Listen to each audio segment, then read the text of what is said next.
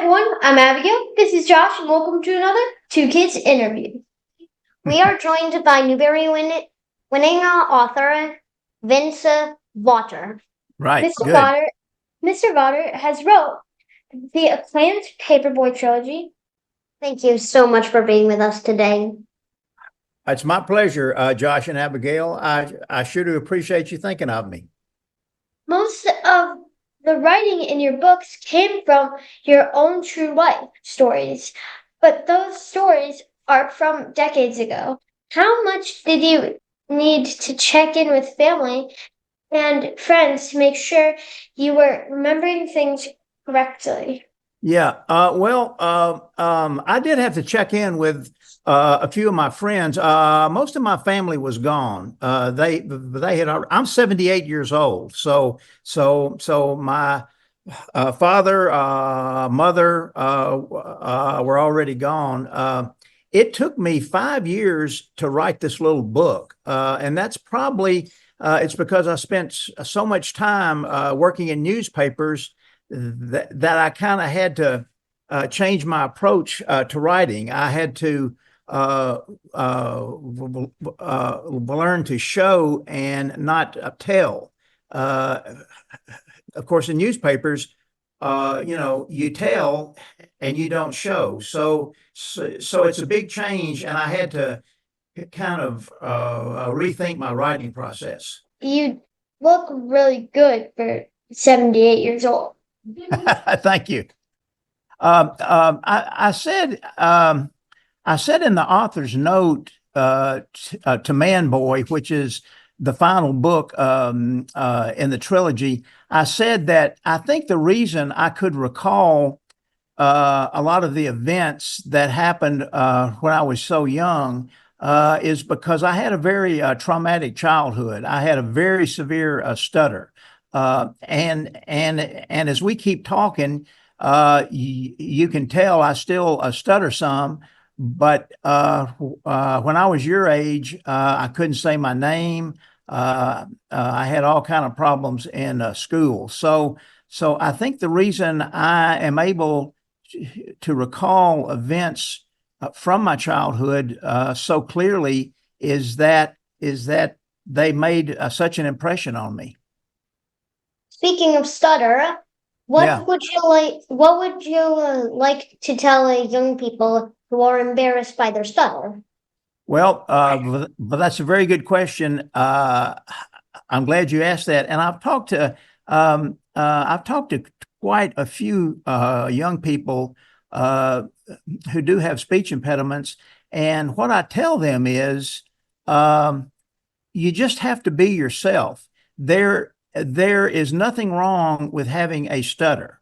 It doesn't mean you're not as smart as anybody else. It doesn't matter. It's a thing that you just have to deal with. It's kind of like being bald, and it just so happens I'm bald and I stutter, but it doesn't matter because there's nothing wrong with it. Um, I like to say that I have found my voice.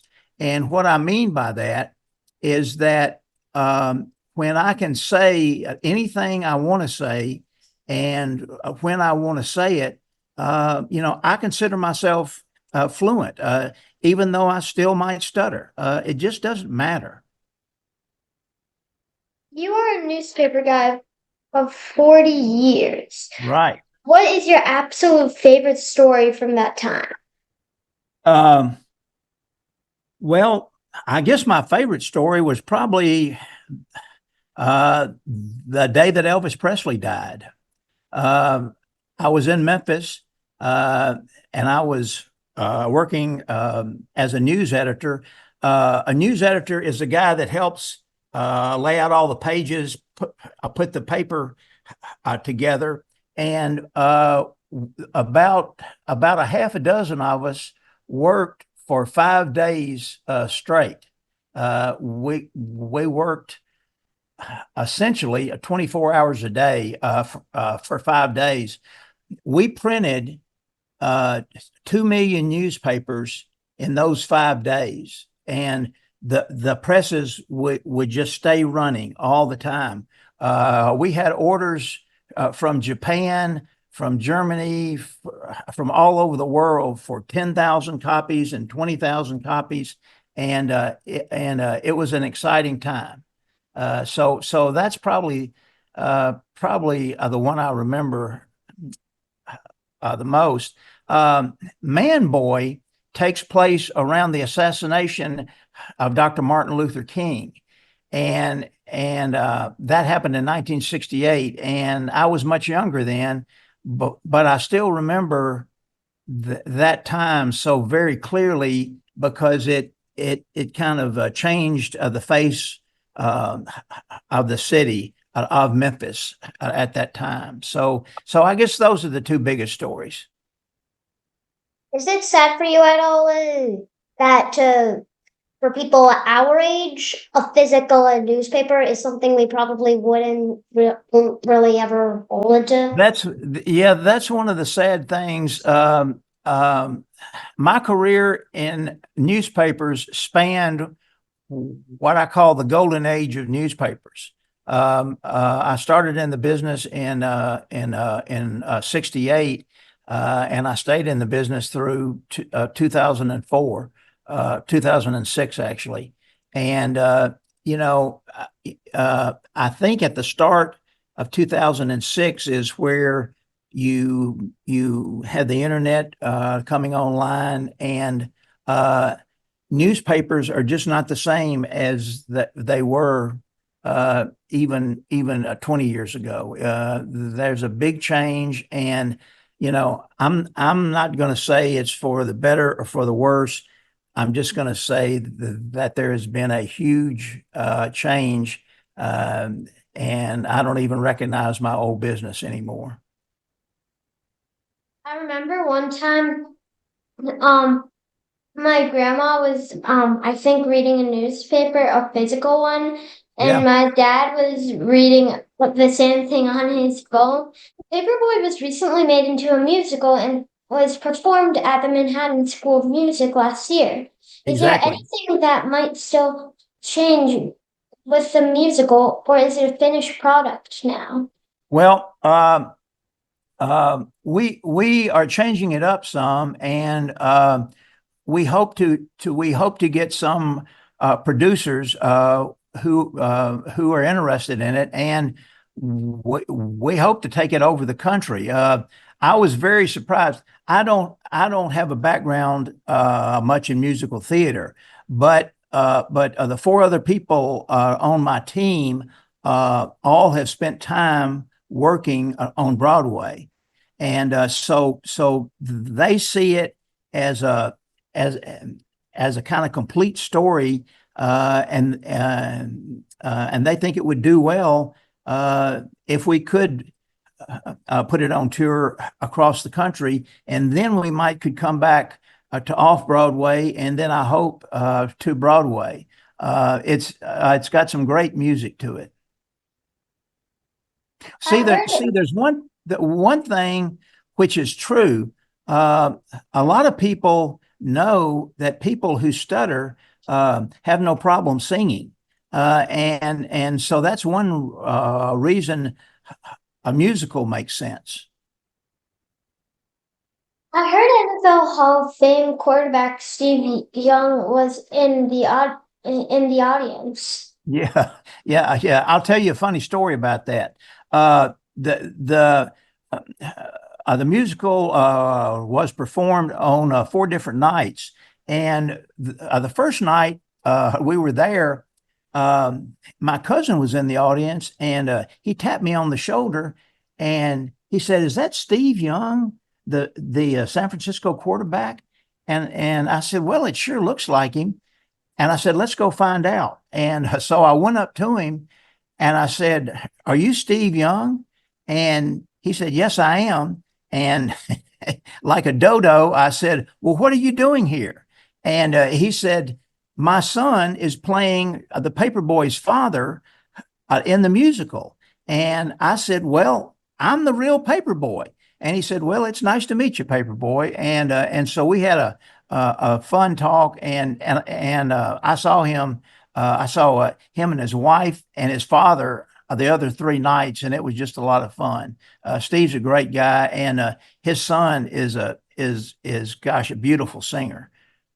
He can sing as well as his father throws a football, I think. Can you tell us about a specific meaningful experience you've had with a kid at a school or library visit? Uh, yes, I can, and I told this story a lot. I was speaking to, I think it was seventh and eighth graders, and it was a large group, and I did my normal spiel, and I could tell that there was this one young lady in the front row, and she seemed to be really paying attention to me, and I thought I was going to get a question from her. And so when I asked for questions, she was the first one. Uh, Her hand shot up, and I called on her, and she said she said, "Would you have written this book if you were not a person who stuttered?" And I said, "Well, I've never had that question, and I'm going to answer you truthfully. I don't think I would have."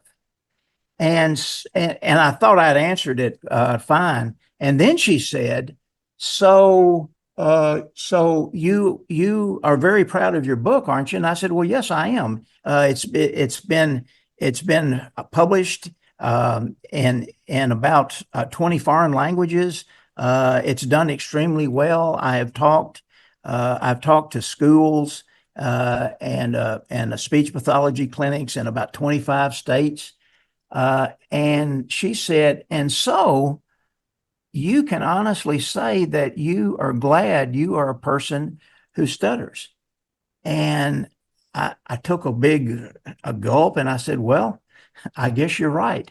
And so I went home and I told my wife, I said, "I've just probably had about $15,000 worth of therapy with this school visit I made." Yeah. The students have taught me a lot about my own book. Books can be great for kids to see themselves in, but they also help us develop empathy. What do you want kids who don't have a speech problem to understand? Okay. Once again, a very good question. You're right.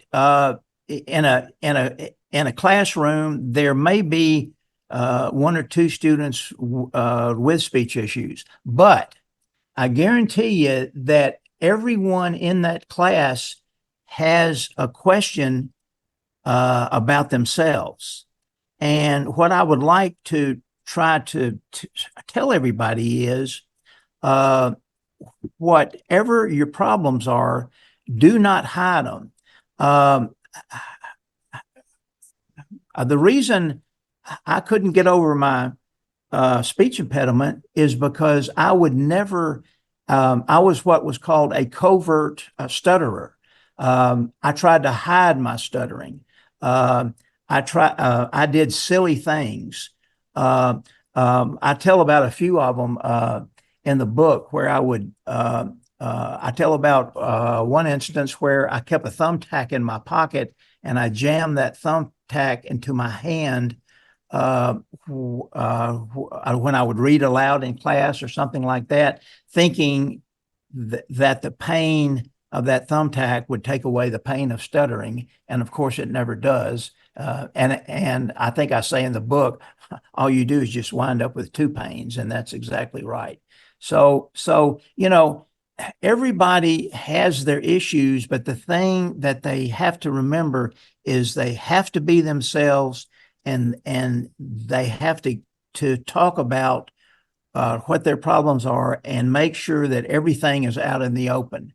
They can't hide from their parents. They can't hide from friends. They just have to talk through their issues. You weren't planning on writing a sequel to The Paperboy, and then you did, Yes. and then you did again. Right, Why right. did that why did that happen? Well, once again, a good question. I didn't know that I was going to write a trilogy, but Paperboy was so successful, and I realized I raised a lot of questions in Paperboy, and I thought I needed to write Copyboy just to answer some of the questions in Paperboy. And then I thought, okay, I need to follow the story through the whole arc. The paper boy is 11 years old.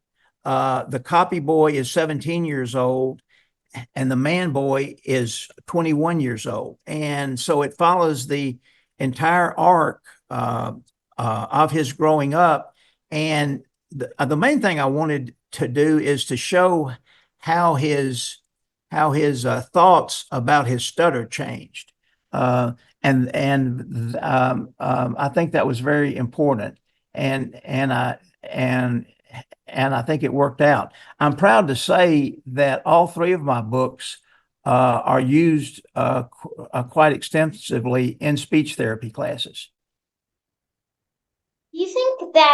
Do you think that if you didn't write the two other books in the Boy series, then you would have written two original books? Um, well, I think I learned something about myself. I think I'm not a very good fiction writer. I have to have something real to base my stories on. And I think that comes back from my newspaper training. Uh, all three of my books have to be classified as fiction, but there there is a lot of what happened to me in real life in those three books, such as in Copy Boy, I did have to outrun a hurricane in my car when I was 17 years old.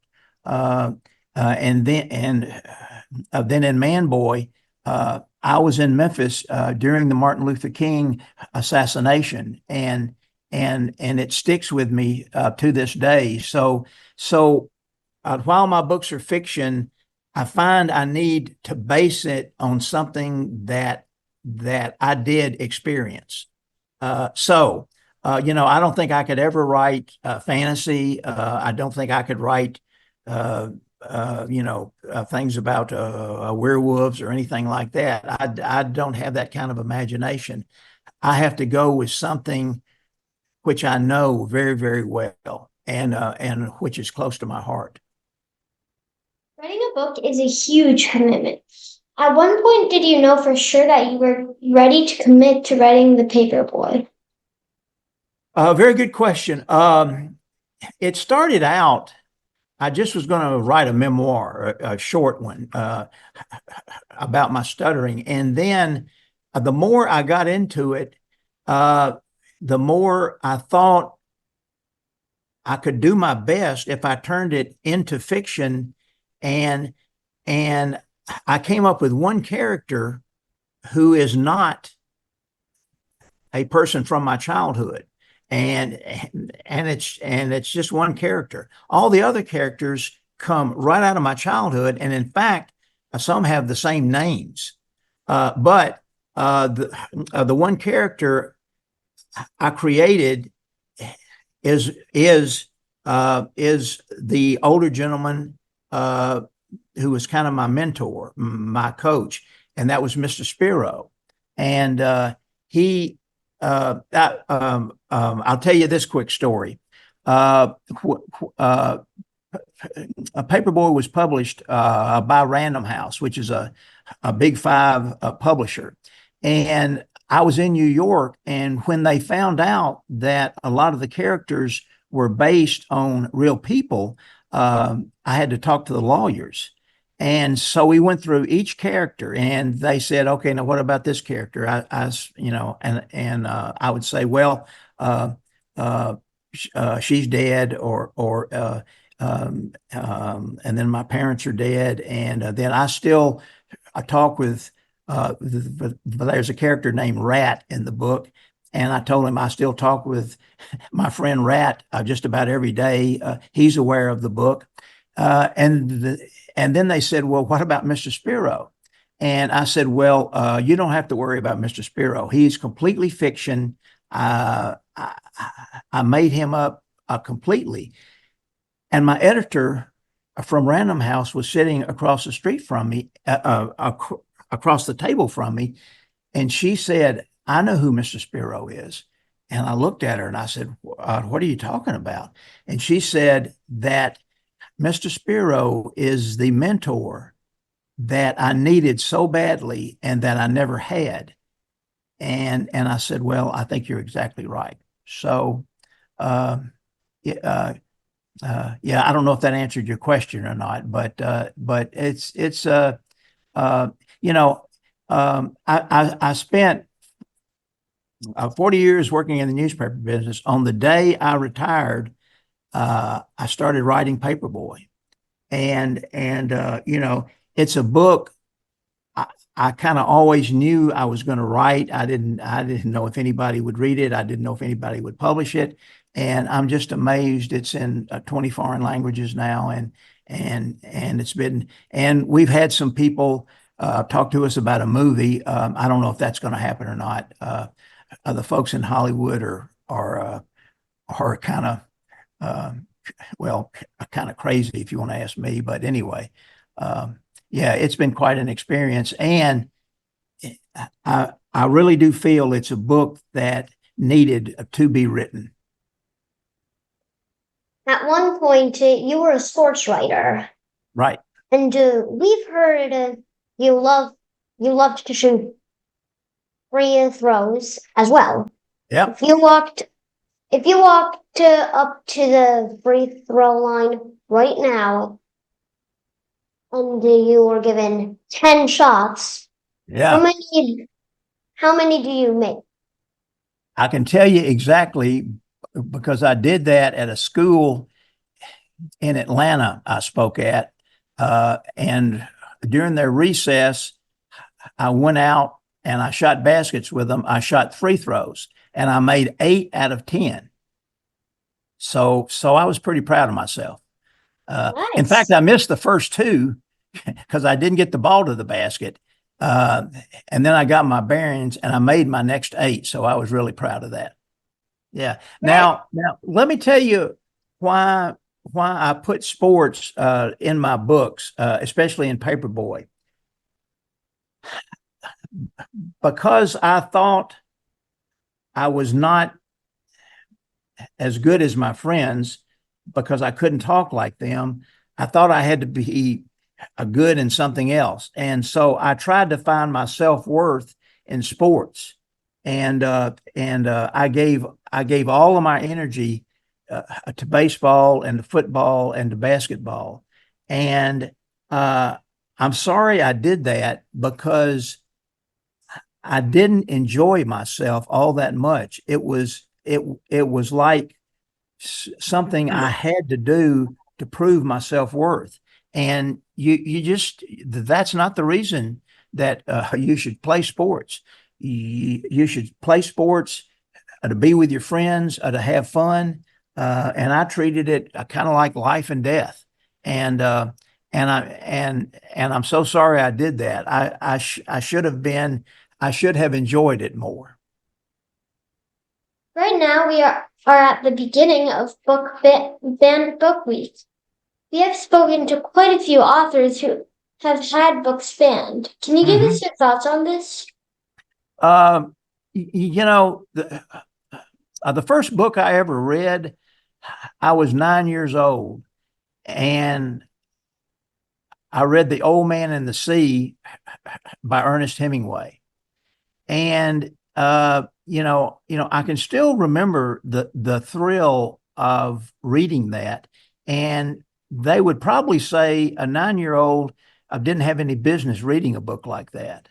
But I think it kind of made me who I am. I saw the importance of words and what could be done with words. So I don't understand the banning of books.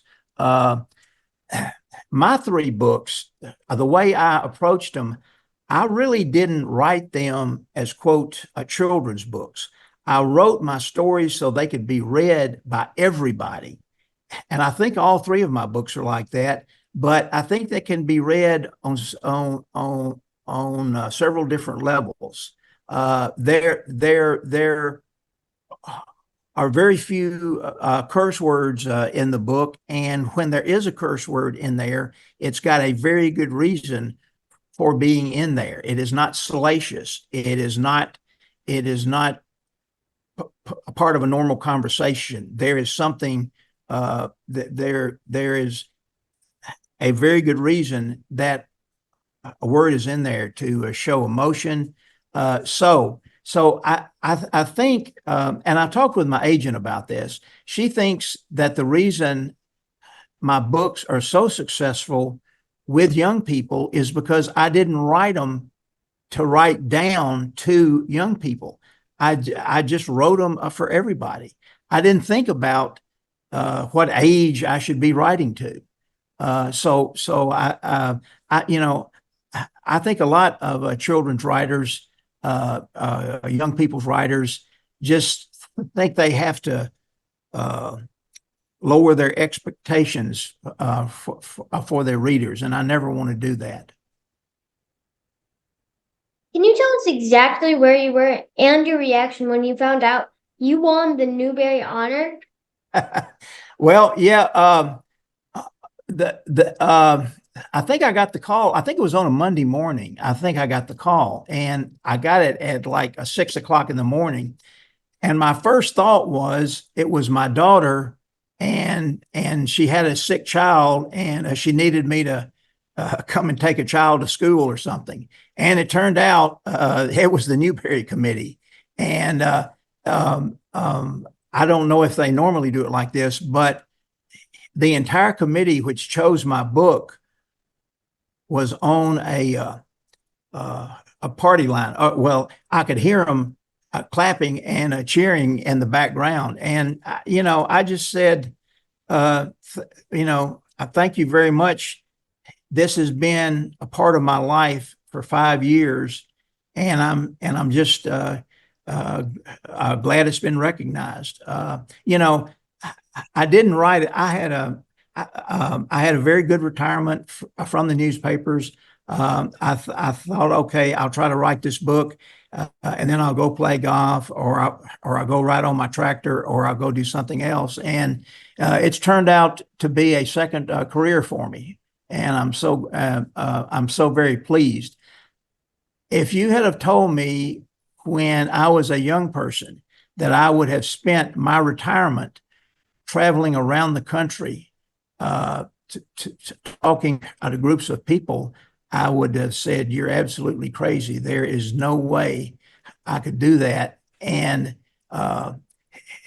it's what I enjoy the most now. Just so you know,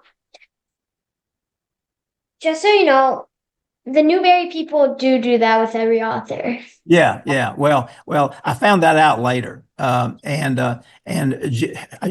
just about all I could say was thank you, thank you, thank you. I didn't have many words prepared, but I think they knew I was sincere. What writer has had the most influence on you?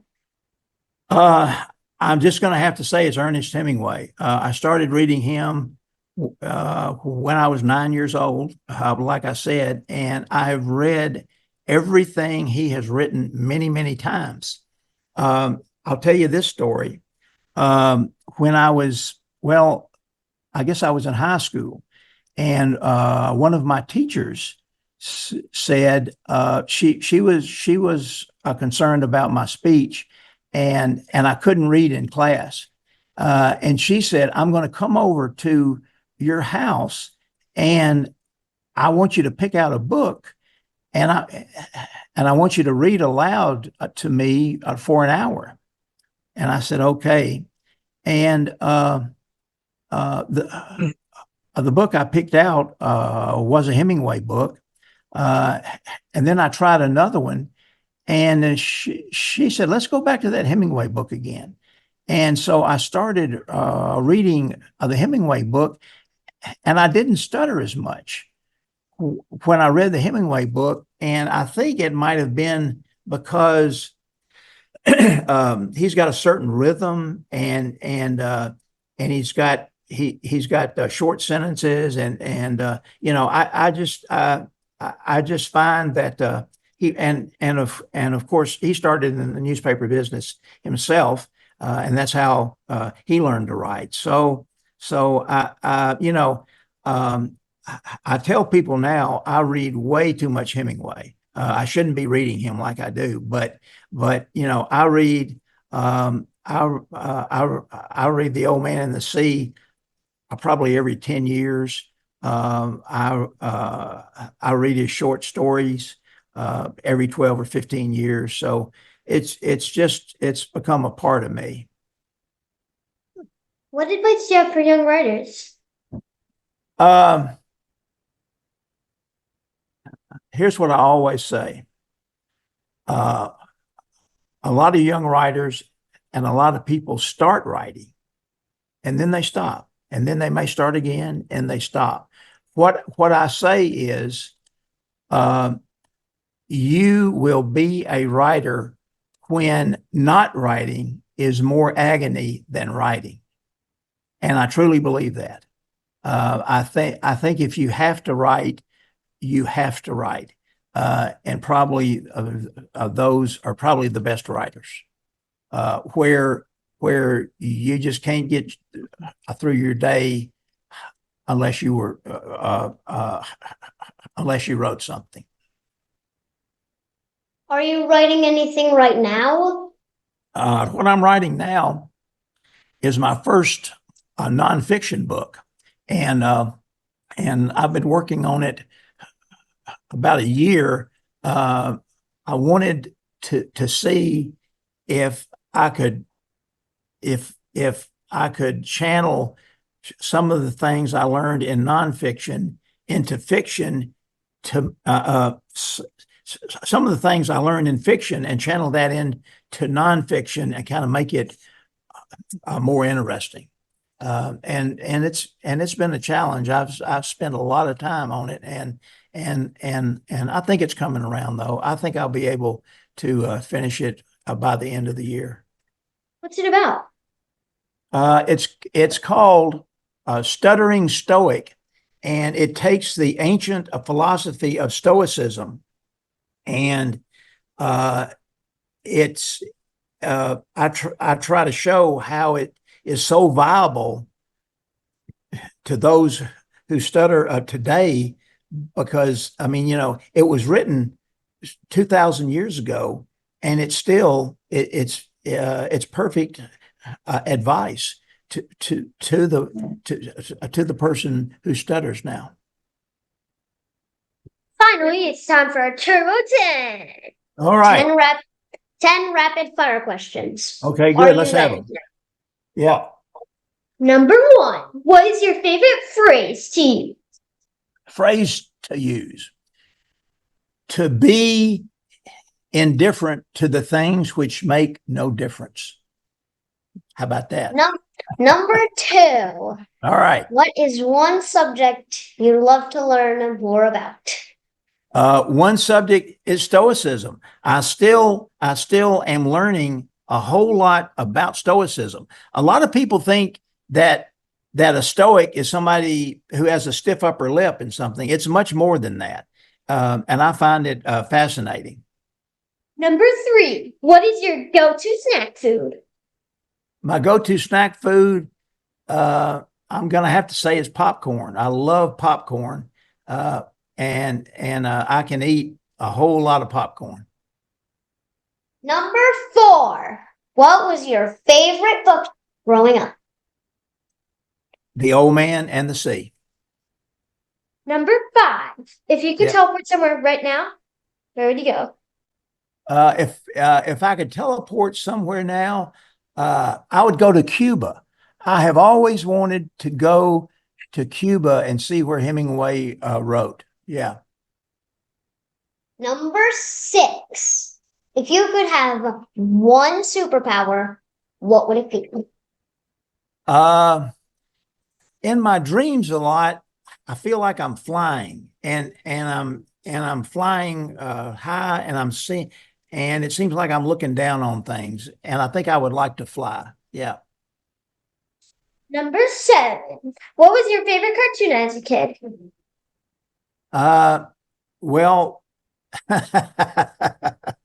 uh, my answer is not going to be very good on this. I didn't like cartoons a lot because a lot of the cartoon characters stuttered, and I didn't like them making fun of a stutter. And the age I grew up, the cartoon characters were Elmer Fudd and a Porky Pig and those kind of things, and I didn't like the way they stuttered. Makes So sense. I was not a real fan of cartoons. Number 8. What is your favorite rainy day activity? Reading. I just love to read, and uh, I like to read out loud. I think I think it helps me to understand what I'm reading when I read out loud, and that kind of slows me down. Number 9. If you could have any 3 dinner guests, who would they be? Three dinner guests. The first would be Ernest Hemingway. The second would be Marcus Aurelius, who was the fifth Roman emperor and the best Roman emperor.